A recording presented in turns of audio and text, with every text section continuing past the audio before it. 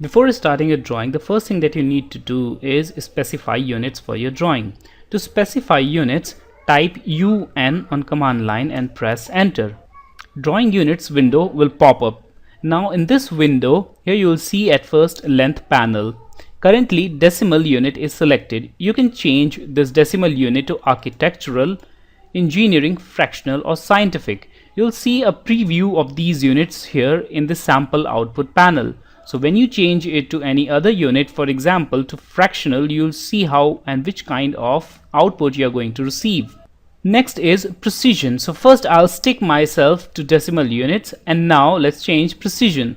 Here we can see that there are a variety of precisions, and this is basically the output result which you'll get accurate to that many number of zeros.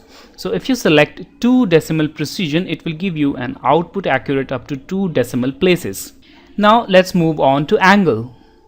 Currently decimal degrees angle is selected. You can change this angle value to degree, minute, second, to grades, to radians or to surveyor units. So I think you're familiar with decimal degrees.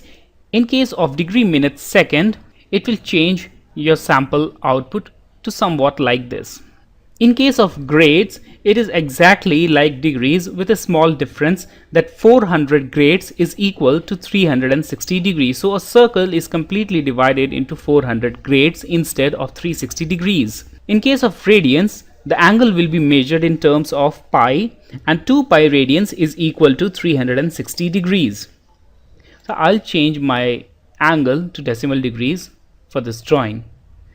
Now the default angle measurement is taken in counterclockwise direction, but if you want to make clockwise direction as positive, click on this radio button, and then clockwise direction will be taken as positive and counterclockwise as negative. But again, in this case I am going to keep it unchecked. Now this is the unit in which you want to draw, and when you click on this drop down menu, you'll see a variety of unit starting from mm and all the way to up to light years and even parsecs. So you can select any unit that you want from this unit drop down. So right now let's select millimeters, and now the drawing will be made in units of millimeters. This lighting unit panel has 3 options: international, American and generic. So you can select the lighting units from here, and these units will be helpful while creating a rendered view of your drawing. So I'll keep it at international.